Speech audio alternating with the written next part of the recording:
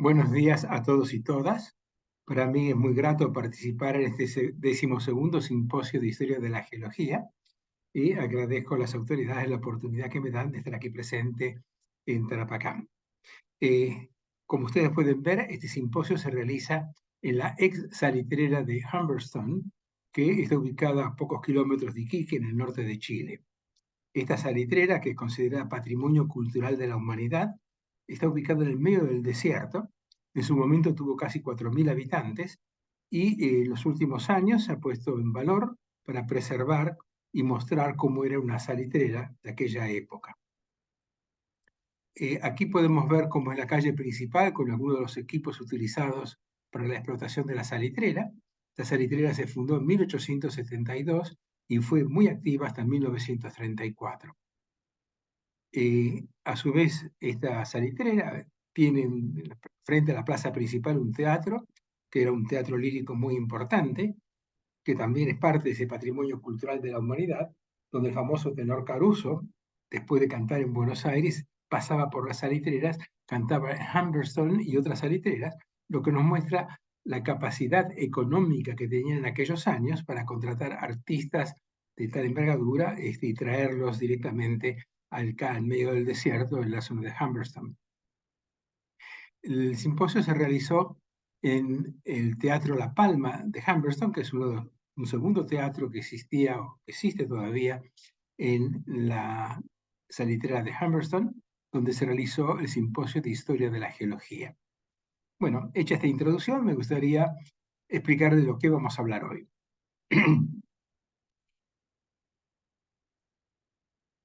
Hoy vamos a hablar sobre Don Félix, una revolución de nuestra pedrología en el siglo XX. Don Félix es el apodo que le daban nuestros colegas chilenos al doctor Félix González Bonorino, costumbre que después de su vuelta a la Argentina continuó tanto en la Fundación Bariloche como en Salta. Y Félix González Bonorino fue una personalidad muy importante dentro de la geología por las cosas que produjo en el siglo XX. Para entender lo que produjo, vamos a hablar primero sobre la influencia de la escuela germana, que existió desde fines del siglo XIX hasta mediados del siglo XX, tanto en Argentina como en Chile. Esa escuela germana se encontró con una excepcional formación académica que tenía el doctor Félix González Bonorino, que la obtuvo en las mejores universidades de Estados Unidos con los mejores profesores de petrología de aquella época. Cuando regresó al país, hizo importantes investigaciones en el metamorfismo y la evolución de las rocas ígneas de las sierras pampeanas. Además de la investigación, realizó tareas de gestión y enseñanza en las universidades de Buenos Aires y La Plata, que fueron interrumpidas en la Noche de los Bastones Largos en 1966. Tuvo que emigrar a Chile y vamos a relatar brevemente la influencia en el estudio de sus rocas metamórficas de la región central y sus distintas series metamórficas reconocidas por González Bonorino en sus 3 años de trabajo en Chile. Se produjo la expulsión de los profesores argentinos de Chile. Bonorino se reinstala en la Fundación Bariloche, y vamos a ver cómo fueron sus años finales aquí en la Argentina. Pero empecemos primero tratando de mostrarles de dónde viene la gran influencia germana que tuvimos por lo menos en la Argentina a partir de 1869. En ese año, el presidente Sarmiento le pide a Germán Burmeister, que era el director del Museo Público de Buenos Aires, que sea el director y organizador de la Academia Nacional de Ciencias que quería inaugurar en Córdoba. Germán Burmeister era un prusiano muy talentoso, con importantes publicaciones científicas, y realmente era diría yo, un destacado científico en aquella época. Inmediatamente se puso manos a la obra, invitó a una serie de científicos alemanes, de los cuales vamos a mencionar solamente a 3, que eran los geólogos más destacados, y estos geólogos trabajaron en Argentina desde 1869 a 1925. El primero en venir fue Alfred Stelzner, que quizá fue el más brillante de los geólogos alemanes que vino a la Academia Nacional de Ciencias. A él se deben los primeros estudios en la región de la precordillera, en las sierras pampeanas, en la cordillera principal, durante esos años hizo importantes y pioneros estudios en la cordillera andina.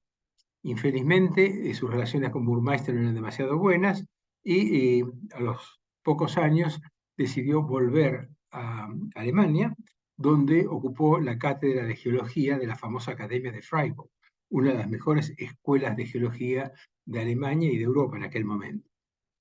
Para reemplazarlo vino Ludwig Brackebusch, que también estuvo varios años en Argentina.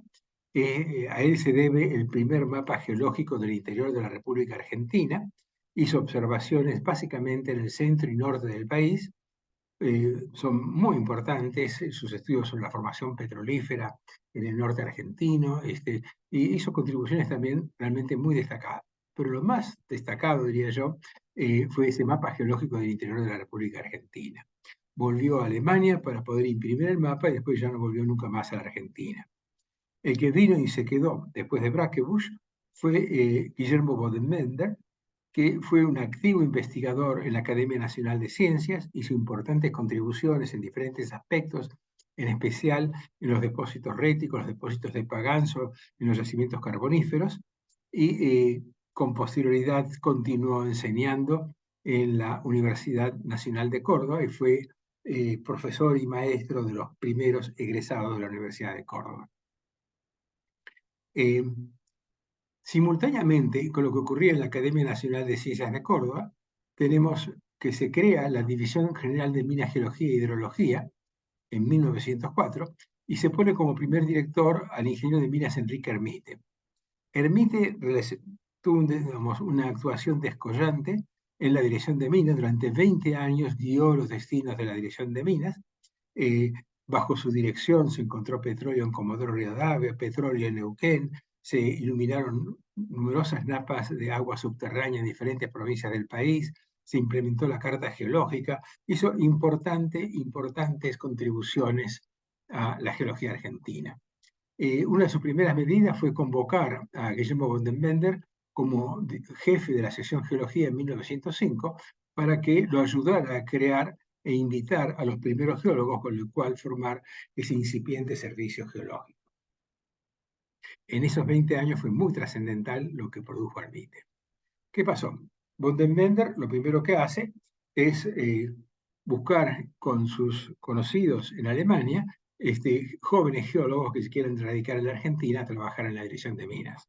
Para eso fue vital la participación de Gustav Steinmann. Gustav Steinmann era profesor de la Universidad de Freiburg, era realmente uno de los grandes geólogos de Europa, y principal geólogo alemán, diría yo, que había trabajado tanto en Perú como en Bolivia y parte de Argentina, y tenía muy buenas relaciones con el país sudamericano, con los países sudamericanos. Steinmann le recomienda a Hermite a Hans Keidel, que llega al país en 1907 y reemplaza a Bodenbender, que quiso volver de vuelta a Córdoba. Y a partir de ese momento, Keidel durante muchos años fue el jefe de geología de esa incipiente Dirección de Minas. Con Keidel llegó Stappenberg, aproximadamente en 1907, y en los próximos 3 o 4 años llegaron el resto. Personalidades como Anselmo Windhausen, Enrique Gerth, Pablo Grueber, Walter Schiller, Walter Penn, Ricardo Bigman, Roberto Vedder, solo para nombrar algunos, porque hay todavía otros como Rasmus, Richter y otros que también vinieron en esa época e hicieron importantes contribuciones a la geología argentina. Acá quiero destacar que tanto Gerth, Grueber, Keidel como Schiller, estos 4, fueron seleccionados por Gustav Steinmann para venir a trabajar en la Argentina. Pero todos ellos, si hay que destacar a 2 personalidades, yo diría que Hans Keidel en primer lugar y Pablo Grueber fueron los que más influenciaron en la geología argentina. ¿Por qué? Porque aparte de hacer numerosas investigaciones de geología regional en diferentes sectores del país, tanto Keidel como Grueber fueron durante décadas profesores de la Universidad de Buenos Aires y de la Universidad Nacional de La Plata y formaron y dirigieron a los primeros geólogos argentinos de aquella época. Entonces los dos tuvieron una influencia muy, muy grande. En este caso de la petrología, quiero destacar la influencia de Keidel, porque Keidel asistiendo al Congreso Internacional de Estocolmo en 1910, conoció a uno de los grandes petrólogos de aquella época, que era Helge Backlund. Helge Backlund era un sueco, egresado de la Universidad de San Petersburgo, uno afamado petrólogo que era reconocido como tal por sus importantes hipótesis y propuestas para entender la petrología y evolución de la roca ígnea del macizo escandinavo.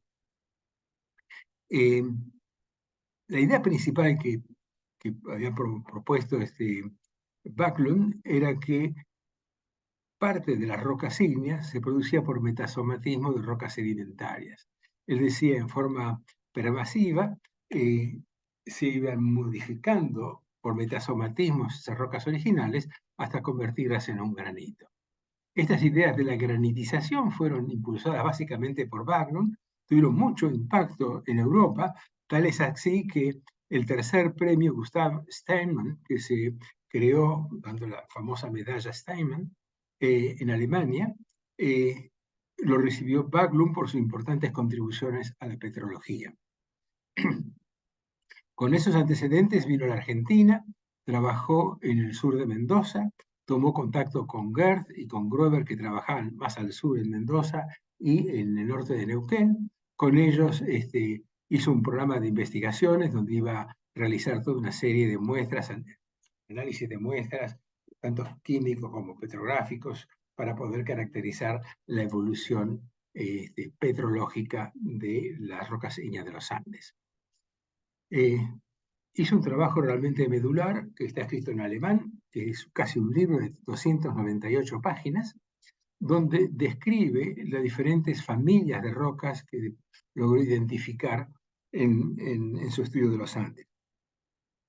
Es interesante porque fue el primero en que darse cuenta que había una serie de ciclos magmáticos que comenzaban con rocas calcoalcalinas, iban aumentando su alcalinidad y terminaban con rocas alcalinas. Y esos ciclos se dieron en el Paleozoico superior, Triásico inferior, durante el Jurásico Cretácico, y culminaba ese ciclo magmático también con el mismo tipo de familias durante el Cenozoico. Estas ideas las expone en forma sintética en el Geological Magazine en el año 26, con su trabajo sobre la actividad magmática y levantamiento de montañas en los Andes del sur de Mendoza. Puedo decir que es el primer estudio petrológico que se realizó de la cordillera de los Andes, por lo menos del magmatismo andino en nuestra cordillera. Ustedes pueden ver en el dibujo que todo eso estaba controlado por un fallamiento normal. Ese fallamiento normal permitía el acceso del magma en diferentes ciclos, en diferentes pulsos, y estas ideas de Backlund realmente dominaron el pensamiento y la enseñanza de los geólogos en las primeras décadas del siglo XX. En Chile, en su Instituto de Geología, numerosas generaciones de ingenieros de minas se formaron con otro alemán, Johannes Bruggen, que también había sido invitado por Gustav Steinmann. Bruggen es conocido con sus fundamentos de la geología de Chile, fue un gran profesor de la Universidad de Chile que durante años dictó y formó diversos profesionales e investigadores chilenos. Con él, en 1911, se había llegado Johannes Felsch, otro geólogo alemán, que básicamente se concentró en la geología del petróleo e hizo importantes estudios en el sur de Chile relacionados con el potencial petrolero de la cuenca de Magallanes. Como vemos tanto en Chile como en Argentina, en sus primeros años, arrancamos más o menos al mismo tiempo, en 1911, 1907, 1913, con esa gran cantidad de alemanes que impulsaron los primeros años de desarrollo de la geología tanto en Chile como en Argentina.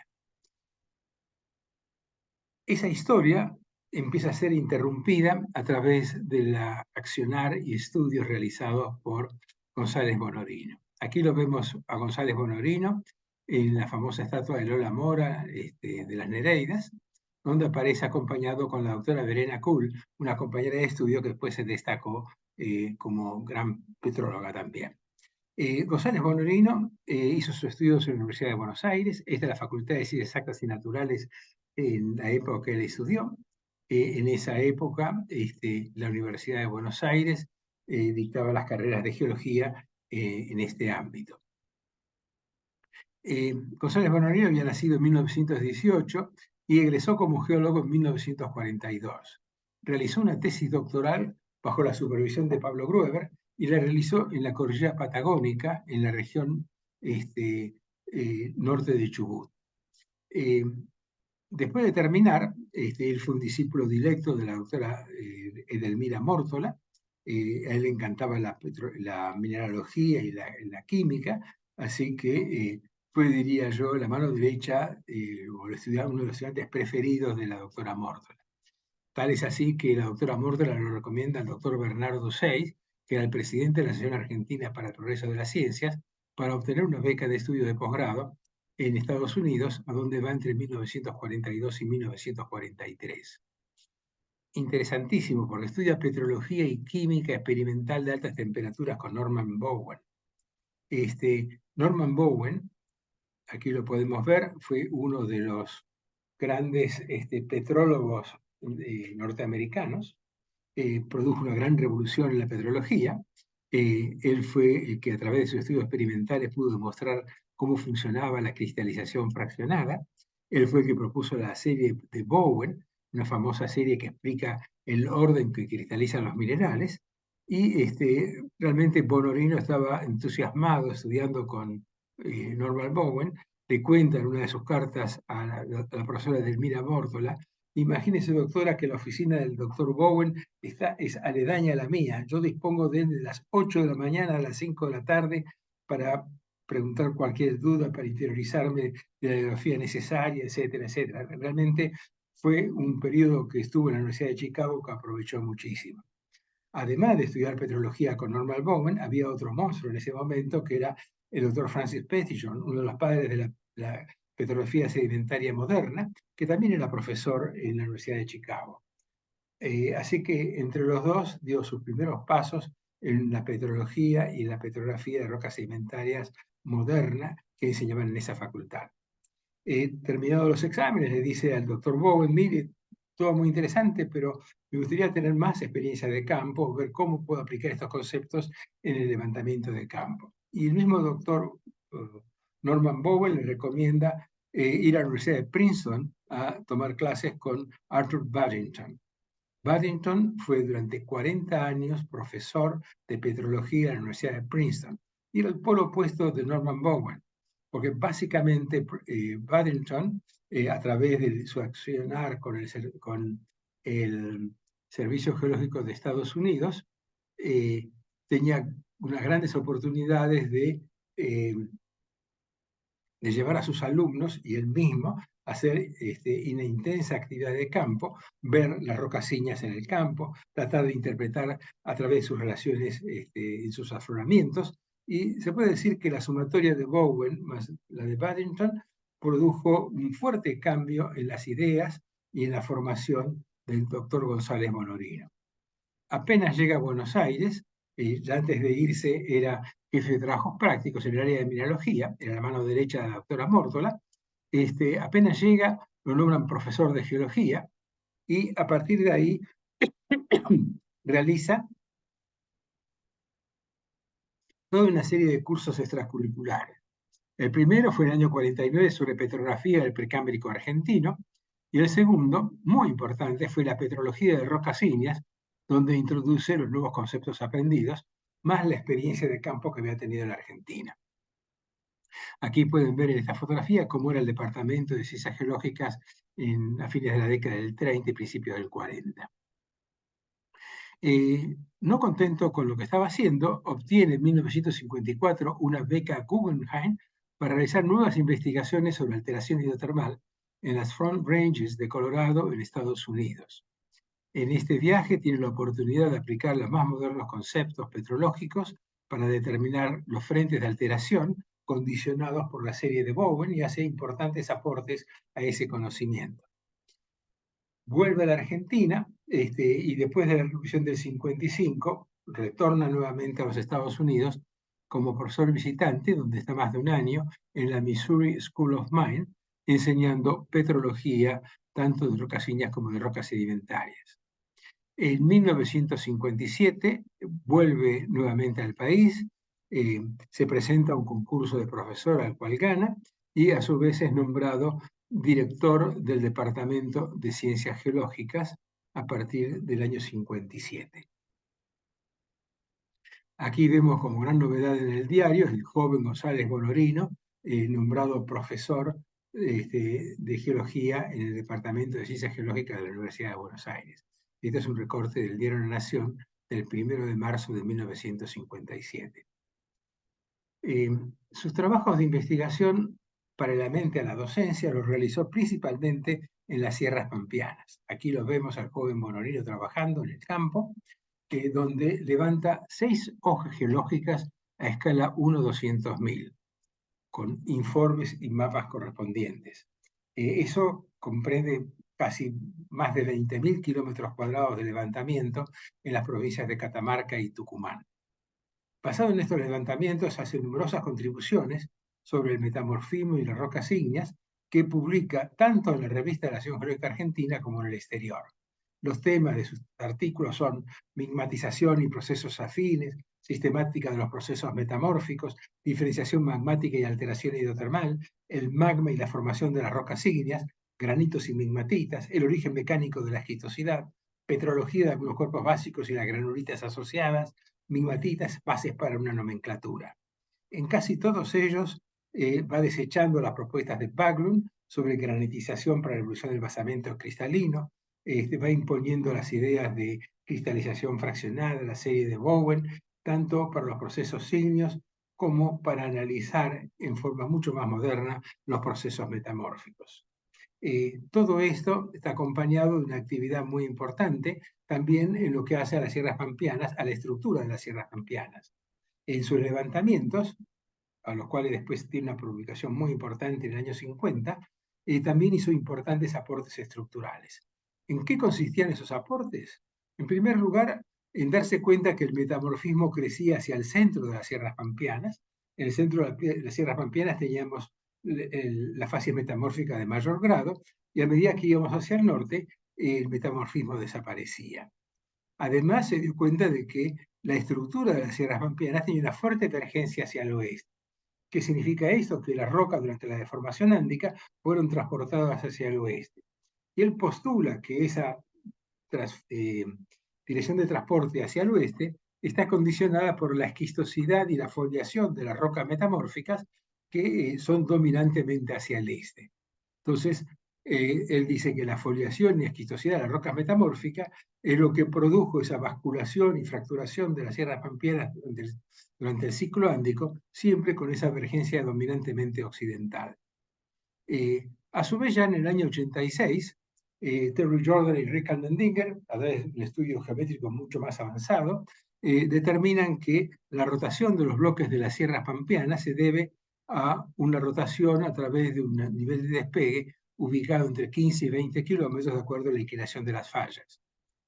Es sorprendente, pero lo mismo que dijeron en 1986, y casi en forma tan precisa como ellos, el doctor Félix González Bonorino lo exponía en su trabajo Algunos problemas geológicos de las sierras pampeanas.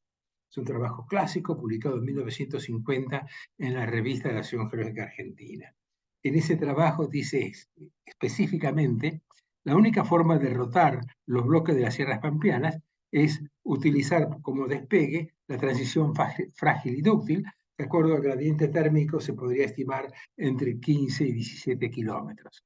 O sea que casi 30 años antes ya el joven González Bonorino, que trabajaba en la dirección de minas, había llegado a conclusiones similares. Este trabajo lo combinó también con otros que dio a conocer en el exterior, en especial si uno ve el impacto de sus trabajos, el que tuvo mayor cantidad de citas, que sigue teniendo aún cantidad de citas, es la alteración hidrotermal en el frente, en las sierras frontales de la faja mineralizada de Colorado. En este trabajo describe lo que es el Alteration Front, y ese Alteration Front lo explica, los procesos que actúan en él, a través de la serie de Boyle, las temperaturas de cristalización de los diferentes minerales. Es un trabajo clásico, muy citado y fue importante, publicado en el año 1959. Años después vuelve con sus ideas sobre las rocas sedimentarias. Como buen discípulo de Petitjohn, hace el primer estudio sedimentológico del Le Pampeano y produce este trabajo sobre la mineralogía de las arcillas de las llanuras pampeanas de Argentina, que publica en el Journal of Sedimentary Petrology en el año 1966. Estos son dos de otros trabajos que ha publicado en diferentes instituciones y revistas, que nos muestran la gran actividad que tuvo González Bonolino en esos años. Esa actividad no estuvo descuidando a la comunidad geológica, dado que con un grupo de jóvenes, para dar una idea a ustedes, Armando Leanza, de 26 años, González Bonolino, de 27, y otros 4 o 5 jóvenes liderados por el doctor Carlos Storri, funda la Sociedad Geológica Argentina en 1945. No solamente la funda, sino que desde el primer número de la revista, Bonolino empieza a publicar el resultado de sus investigaciones. En los primeros 5 tomos publicó sus estudios de las sierras pampeanas, además después de la síntesis que hizo en el exterior. Entre 1952 y 54, González Bonolino ejerció la presidencia de la después llamada Asociación Geológica Argentina. Con casi más de 77 años, la revista de la Asociación Geológica Argentina es el órgano con que se dio a conocer y se da todavía a conocer las investigaciones geológicas realizadas en la Argentina. Esta labor iniciada por jóvenes geólogos menores de 26, 27 años en pro de servir a la comunidad, lo menciono expresamente porque quiero que sirva como ejemplo a las generaciones actuales para seguir trabajando en pro de la comunidad a través de la revista de la Asociación Geológica Argentina. Además de estas tareas, tuvo una importante tarea de gestión en ciencias. Aquí lo vemos al doctor González Bonolino en una de sus presentaciones, bajo la vigilante mirada del doctor Usey, Premio Nobel de Ciencias de Argentina. Y lo vemos allá a fines de la década del 50, cuando regresa a la Argentina y es nombrado director de la Dirección Nacional de Investigaciones Científicas. Esta dirección era parte de la Administración Nacional y que poco a poco, en 2 años que estuvo al frente de esta dirección, la convirtió en lo que fue después el Consejo Nacional de Investigaciones Científicas y Técnicas. Además de ello, entre el 57 y el 59 fue vicedecano electo de la Facultad de Ciencias Exactas y Naturales de la Universidad de Buenos Aires, donde promovió los nuevos planes de estudios, el famoso Plan 58, que durante varias décadas fue un modelo de plan para estudio de las ciencias geológicas y otras carreras. Y en ese momento se eliminaron las cátedras y se crearon las estructuras departamentales, que tan importante fue para el desarrollo y evolución posterior de la Facultad de Ciencias Exactas y Naturales. En 1958, junto a Bernardo Usey, funda el Consejo de Investigaciones Científicas y Técnicas y es su primer vicepresidente.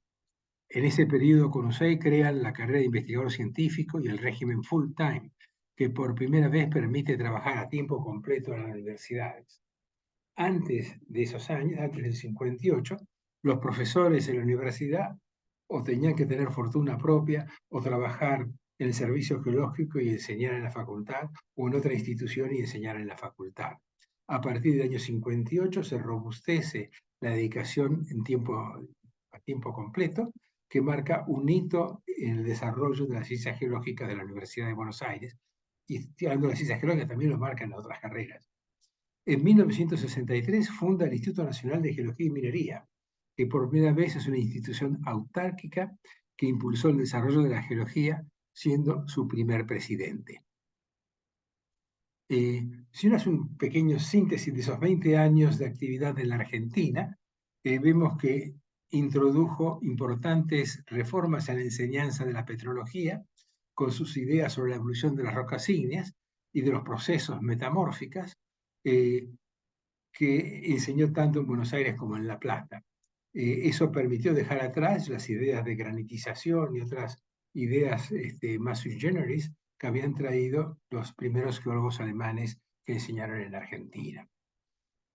Tanto en la universidad como en el Instituto Nacional de Geología y Minería y el CONICET, apoyó a jóvenes camadas de geólogos para que se formaran en los mejores centros del exterior.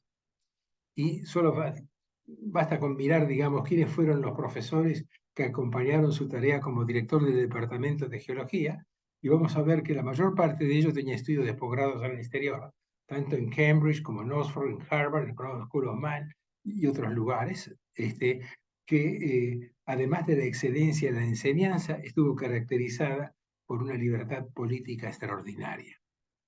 Todo eso se interrumpe en la trágica Noche de los Bastones Largos, ocurrida el 29 de julio de 1966.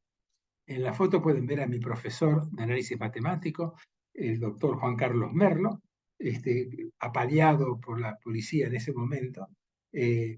La autonomía de la universidad fue interrumpida con una invasión de la policía por primera vez en muchos años en el ámbito universitario.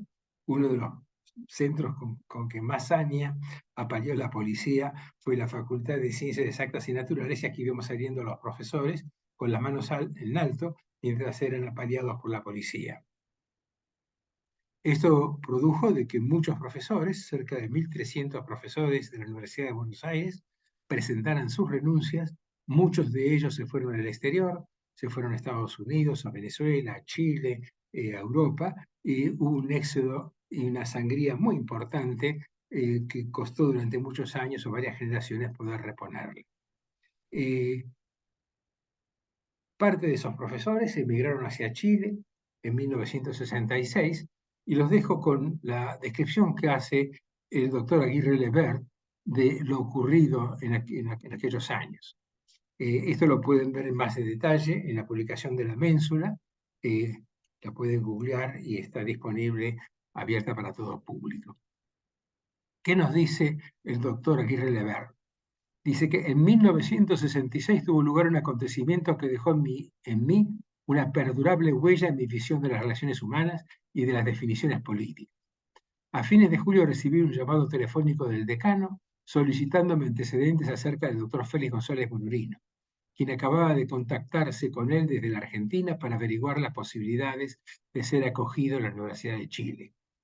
Le informé de inmediato al decano que se trataba nada menos que del hasta entonces director del Departamento de Ciencias Geológicas de la Universidad de Buenos Aires y posiblemente el geólogo latinoamericano más talentoso de esa época. Fue recibido entonces el doctor González Bonurino junto a otros profesores de la Universidad de Chile. En el campo de la geología se destacaron, aparte de Félix González Bonurino, el profesor Amílcar Herrera y el profesor Arístides Romero. Los tres produjeron grandes cambios en la enseñanza, en la investigación y en la necesidad de publicar esos datos nuevos en las mejores revistas a la llegada de ellos en 1966. Pero dejemos que Leónidas Robespierre Chávez Burgos, un alumno de aquella época, nos cuente en primera persona qué es lo que significó la llegada de estos profesores. Él dice: la incorporación de 3 profesores argentinos, científicos y profesionales de primer nivel, con amplia experiencia en los servicios de geología y minería, la investigación, la docencia y en la gestión universitaria, porque además su incorporación se producía inmediatamente después de la creación de este departamento en la Universidad de Chile, con el cual se pretendía realizar un fuerte desarrollo de la investigación, la docencia y la extensión universitaria de acuerdo con las necesidades del país. Otra descripción que tenemos de esa época se la debemos a Francisco Hervé. Aquí lo vemos en plena pandemia y nos lo describe así: Don Félix, así se le recuerda en nuestro país, generó un enorme cambio de las concepciones geológicas relativas al llamado basamento metamórfico de Chile Central. El conocimiento de esta unidad era asombrosamente restringido en ese momento. Atraído por eso, don Félix decidió, con el apoyo de don Luis Aguirre Lebert, entonces director del Departamento de Geología en el cual Félix se insertó, realizar un estudio más sistemático de ella. A falta de otros argumentos, se consideraba que el mayor grado de metamorfismo era indicador de una mayor edad. Usando este criterio, un profesor de la Universidad Austral de Valdivia había publicado ya en 1960 un trabajo en el cual los afloramientos del basamento los asignaba al algonquiano superior.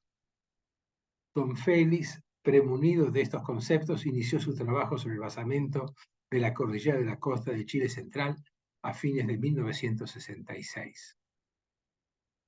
Otra descripción de su trabajo lo tenemos de parte del general Godoy.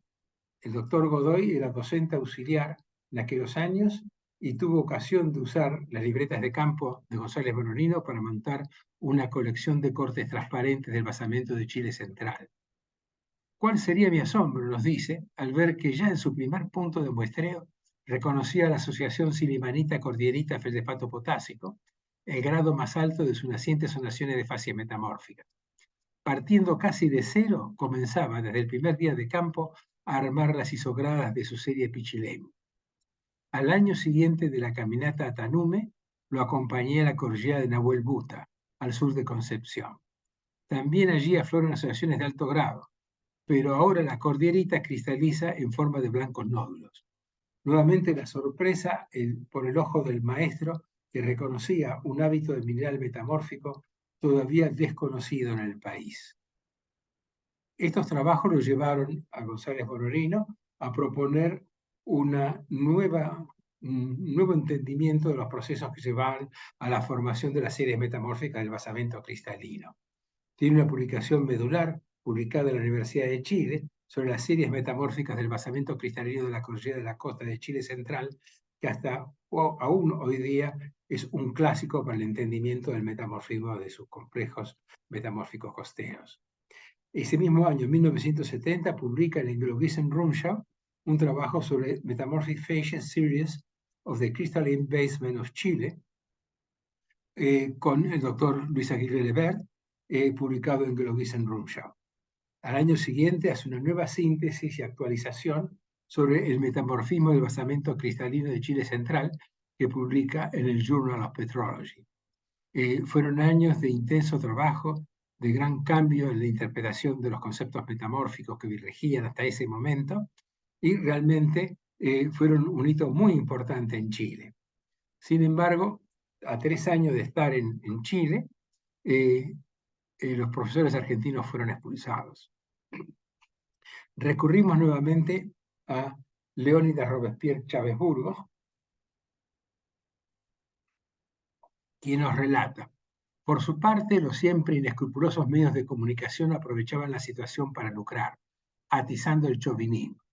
Si vas para Chile, tráeme el uranio, le decía Onganía a sus sabios, titulaba uno de esos diarios, convirtiendo a los profesores argentinos en espía al servicio del dictador que los había apaleado brutalmente. Si bien fueron solo 14 los expulsados, era obvio que la medida estaba pensada para que hiciera efecto más o menos pronto en todos ellos, esperándose que los restantes, que totalizaban unos 40 científicos, decidieran voluntariamente su partida en los meses que siguieron.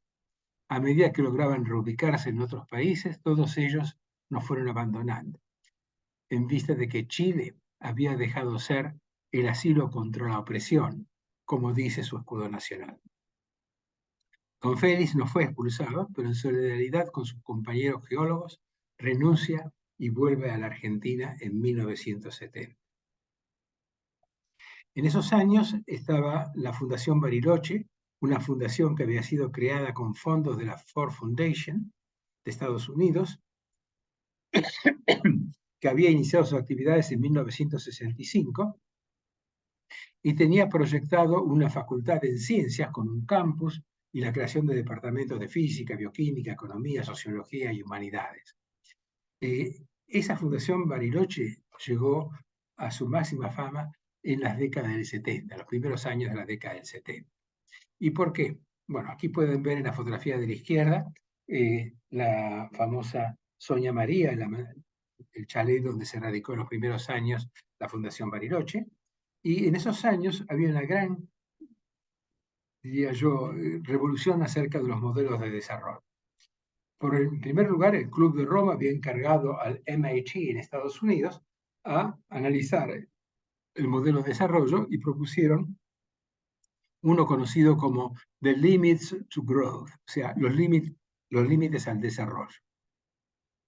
Esos límites estaban basados en que si la población seguía creciendo como estaba creciendo en esos momentos, en forma absolutamente incontrolada, los recursos no iban a alcanzar.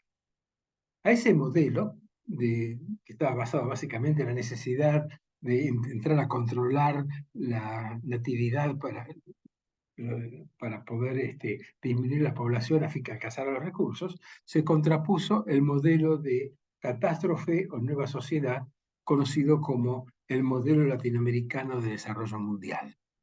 Este modelo había sido desarrollado en la Fundación Bariloche y era exactamente lo opuesto al anterior. Decía que el problema no era limitar a la población, sino hacer un uso racional de los recursos energéticos y los recursos naturales.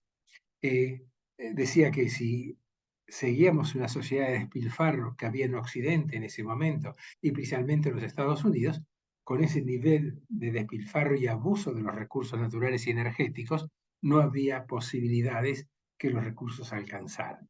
Y lo que propone en ese libro, con una sólida base matemática, un extraordinario esfuerzo hecho por especialistas en computación y matemáticos de la Fundación Bariloche, asociados con filósofos, sociólogos, proponen un modelo completamente diferente. El uso racional de nuestros recursos puede permitir que toda la sociedad y toda la humanidad pueda hacer un uso equitativo de esos recursos. Al frente del modelo de la Fundación Bariloche estaba el doctor Amílcar Herrera, que fue uno de los principales en desarrollar el modelo mundial latinoamericano de desarrollo. Ese modelo fue traducido a diversos idiomas. Aquí vemos la publicación en francés realizada por Amílcar Herrera. Y mientras estaba desarrollándose ese modelo que hizo tan famoso la Fundación Bariloche, el doctor Félix González Boronino vuelve a su primer amor, vuelve al área donde había comenzado su tesis doctoral y estudia nuevamente la cordillera patagónica. Hace importantes aportes al conocimiento de la geología patagónica y en especial hace una excelente descripción de la geología de los alrededores de Bariloche, con una guía que a pesar de los años sigue siendo un clásico para visitar Bariloche y conocer los afloramientos de las regiones vecinas. Todo eso estaba funcionando a pleno cuando ocurre el golpe militar de Pinochet en 1973. Y eso lo afecta a González Boronino al saber el destino de sus compañeros. Muchos de ellos fueron encarcelados o retenidos en el Estadio Nacional de Santiago, que se había transformado en ese momento en un campo de concentración. Como lo describe el doctor Rabasa, todo esto se notó inmediatamente en el estado de ánimo de don Félix, en sus silencios, en su recogimiento. Pocos días después se descompuso y tuvo un fuerte ACV. Ya no pudo volver a la Fundación Bariloche y tuvo que ir a internarse a Buenos Aires. En 1976, con un nuevo golpe militar, el famoso modelo latinoamericano de desarrollo, que había sido traducido en numerosos idiomas y tenía un fuerte impacto internacional, es desmantelado a través del desmantelamiento de la Fundación Bariloche y nuevamente muchos científicos necesitan nuevamente emigrar. La dictadura militar encabezada por el general Videla realmente le puso fin a las épocas, digamos, de gran desarrollo científico que tenía la Fundación Bariloche. Amílcar Herrera se tuvo que ir a la Universidad de Surrey en Inglaterra y luego pasa a Brasil, donde funda el Instituto de Estudios Avanzados en la Universidad de Campinas, donde pasa el resto de sus días, convirtiendo al Instituto de la Universidad de Campinas en un centro de referencia en la filosofía de la ciencia y el desarrollo de los países latinoamericanos.